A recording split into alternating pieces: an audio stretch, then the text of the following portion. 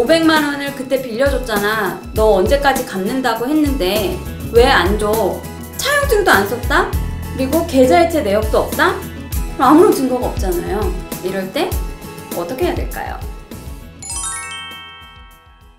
안녕하세요. 박지영 변호사입니다.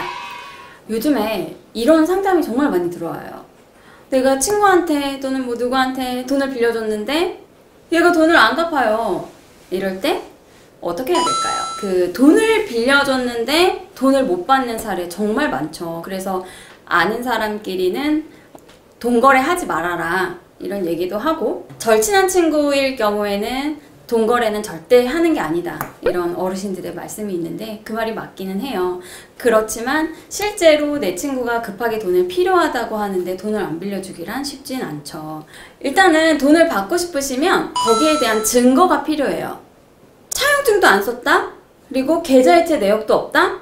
아무런 증거가 없잖아요. 그럴 때 그 상대방에게 독촉하는 문자라도 보내셔야 돼요. 야, 내가 그 돈 액수 정확히 밝히시고요. 뭐 500만 원이면 500만 원. 500만 원을 그때 빌려줬잖아. 너 언제까지 갚는다고 했는데 왜 안 줘? 언제 줄 수 있니? 이런 문자나 카톡을 남겨두시고, 그러면 그 상대방이 미안하다. 내가 언제까지는 가능하겠다. 또는 내가 지금 이번 달은 사정이 안 된다. 다음 달까지는 꼭 줄게. 이런 식으로 대화 내용이 있다면 나중에 만들어진 이 대화 내용도 충분히 증거 자료가 될 수가 있어요. 계속 이렇게 뭐 마음 약해지죠. 그럼 그때까지 기다려볼까? 꼭 주겠지 기다려요. 근데 결국에는 또 주지 않아요. 가장 실효성이 있는 방법은 경찰서에 가셔서 사기죄로 고소를 하시는 방법이에요. 일단은 경찰서에서 그 친구에게 연락이 가겠죠. 당신 사기죄로 고소당했습니다. 뭐 요거 어떻게 하실 건가요? 나와서 조사 받으세요 하는 순간 바로 친구한테 전화가 보통은 와요. 야, 나 그 고소 좀 취하해달라. 내 얼마는 진짜 이번 달에 언제까지 꼭 주겠다. 또는 아니면 돈을 들고 와서 야, 이거 먼저 줄 테니까 일단 고소 좀 취하해달라. 이런 경우가 많아서 사기죄로 고소를 경찰서에 하시는 것이 실질적으로 빨리 변제를 받을 수 있는 길이기는 해요.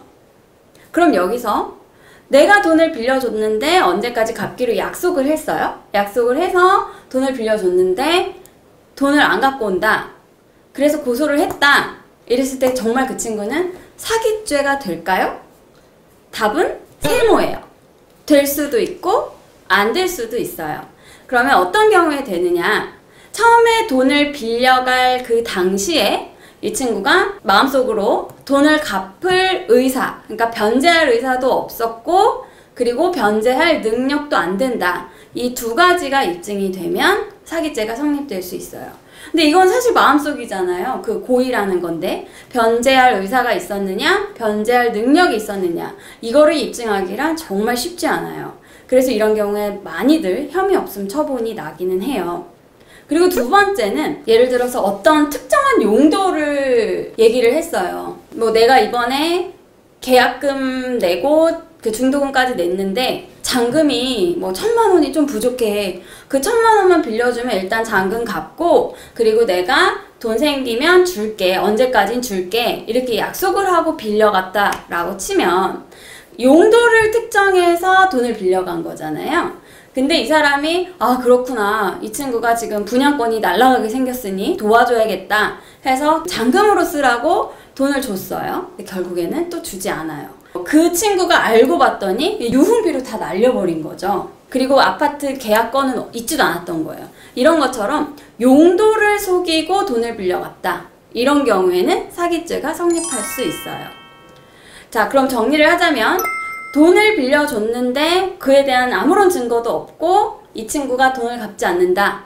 그러면 일단 먼저 문자 메시지나 대화 녹취를 통해서 내가 돈 빌려줬다, 얼마를, 그리고 넌 언제까지 나한테 주기로 했다, 언제까지 줄 수 있느냐, 그리고 그 상대방으로부터 미안하다, 언제까진 주겠다, 이렇게 돈을 얼마를 빌려갖고 언제까지 주기로 했다는 그 약정에 대해서 사후적으로라도 증거를 만들어 주시고요. 그래도 죽어도 안 갚는다 하면 사기죄로 일단 고소를 진행하면 상대방이 일단 심리적으로 쫄아서 돈 갖고 오는 경우가 많고요. 그럼 실제로 사기죄가 성립이 되기 위해서는 상대방이 변제할 의사나 능력이 없었다는 것, 애초에 빌려갈 때.